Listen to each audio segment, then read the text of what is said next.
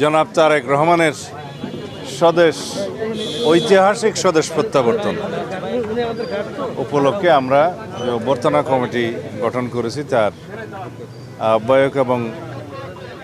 সদস্য সচিব জনাব রুহুল কবির রিজভী এবং মিডিয়া সেলের প্রধান জনাব পাবেল, ডাক্তার পাবেল, আমরা আরও সংশ্লিষ্ট যে কয়েকজন আছে, আমরা সিকিউরিটি টিমের প্রধান সহ ব্রিগেডিয়ার সান সহ সরেজমিনে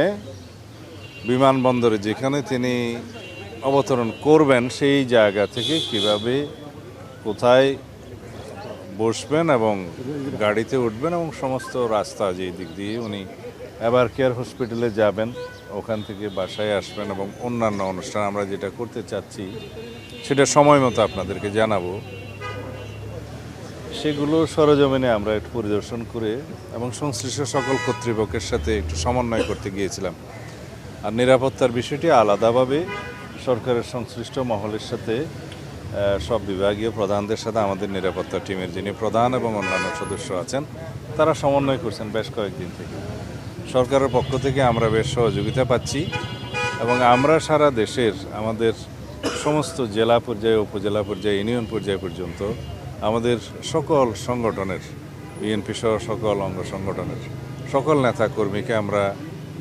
ইনস্ট্রাকশন দিচ্ছি কিভাবে তারা 24 তারিখের রাতের মধ্যে অথবা 25 তারিখের সকালের মধ্যে তারা আমাদের প্রিয় নেতাকে স্বাগত জানাতে ঢাকায় আসবেন।